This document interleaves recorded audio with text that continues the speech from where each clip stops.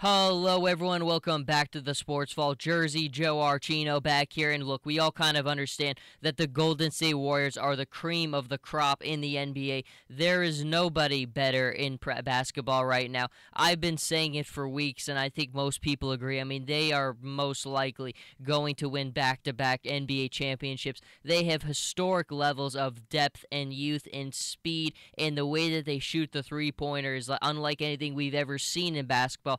And if they weren't scary enough already, there are now reports floating everywhere after Yahoo Sports kind of just put up an article that Kevin Durant, that there is interest and that the Warriors are reportedly front runners to sign him when he becomes a free agent this summer. Now, Durant has never been a free agent before, and this is always an interesting opportunity. You know he'll have interest from almost every team in the league, but it's one of those things where you ask and you say, well, the Golden State Warriors, how is it possible? I mean, they already have Draymond Green, Thompson, Curry locked up with contracts. They have good Andre Iguodala's contract on top of that. Bogut's contract's pretty big as well. But the thing that people always kind of forget is the way that the NBA salary cap keeps on increasing. I did a little bit of digging, and it seems like the cap could potentially increase to over $100 million by 2017-18. That's according to Mark Stein from ESPN. The numbers keep going up. We saw that as a reflection in the deals that guys like Jimmy Butler got this summer. And, it is very possible that Kevin Durant ends up with the Golden State Warriors. Now, Adrian Wojnarowski is one of the best sources in basketball, also one of the hardest names to say in basketball, but he has been pretty adamant. His sources are always good. His stuff is always pretty reliable, more so than a guy like Chris Broussard. He has said that the Warriors are very poised and very motivated to make a strong push for Kevin Durant. Now, it's one of those questions you ask and you say, well, do they really need him? And I think that's a question that is worth asking because as it is, the Warriors are unstoppable. I mean, you watch them night in and night out. There's not another team in the league who can handle them or stay on the same court as them. They are just too fast. They have too much depth. The way that they play is unlike anything we've seen, and they're almost unstoppable. I mean, you hate to use that word in sports because everybody is vulnerable at some point, but we're seeing things from Golden State that we've just never seen before. I mean, you hear people on radio shows, former players say, I've been watching the NBA my whole life and I've never seen anything like it. I mean, certainly they are doing things that are incredibly difficult to stop, and the team is built in such a way that they are almost impossible to stop. Again, I hate to use that word, but it really is true. They are almost a nightmare to stop in every conceivable way.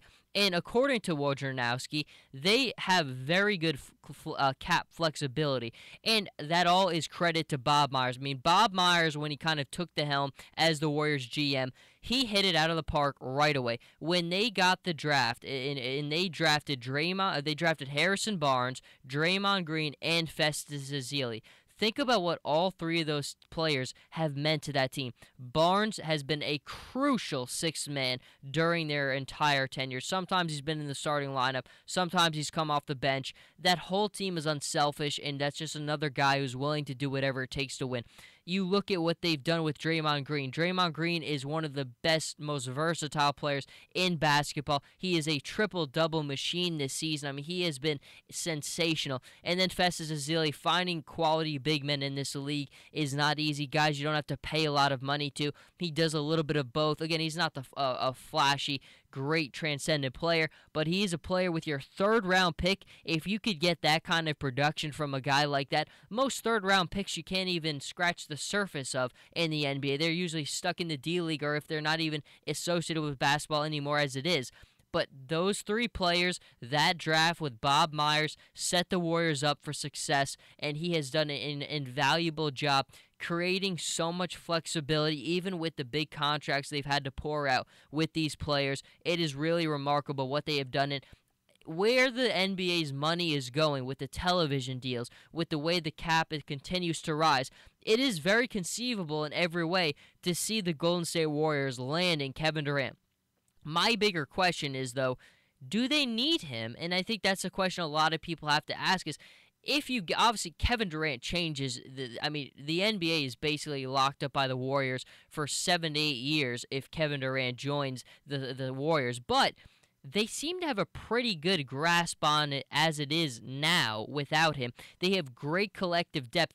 If you would have to trade or get rid of some of that depth to bring in a Durant, I don't know what it would mean. I obviously, if they can get him, they will. That is from a marketing standpoint, and just what that would mean. The big-headed dragon you would have between Curry and Durant, it would just be remarkable. And I think one of the things that he wrote in his Yahoo Sports article, which I think is definitely important to consider, is they think his mindset and his style would mesh well with the Warriors. Now, that is why I think they've always been very careful with the players that they brought in.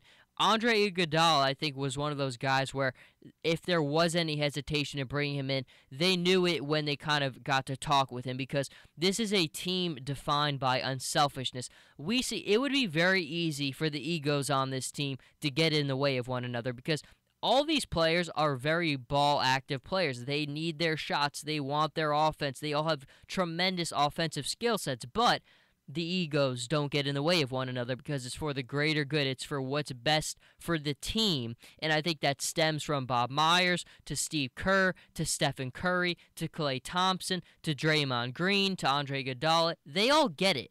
And when you have a group like that that gets it and is young and knows what it takes to win, those are some invaluable traits that most teams in the NBA would pay all the money in the world for.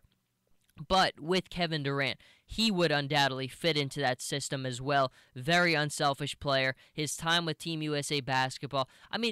You can kind of see who people are. Colin Cowherd always says this. You can kind of see who people are in the big moment speeches of their career. We kind of saw who MJ was in his Hall of Fame acceptance speech. A little bit groggy, not the most positive, not the happiest, most friendly person in the world. But Kevin Durant in his MVP speech was brought to tears. He was the kind of guy who was kind of always giving the credit to his teammates. It really wasn't about him.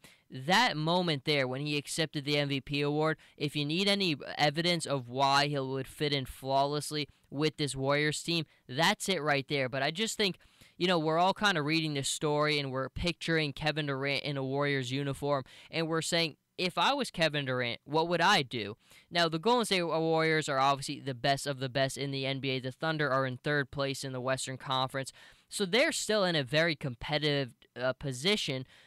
But if you look at where the league is right now, and if the Warriors do win another title, Kevin Durant hasn't been back to the finals since 2012.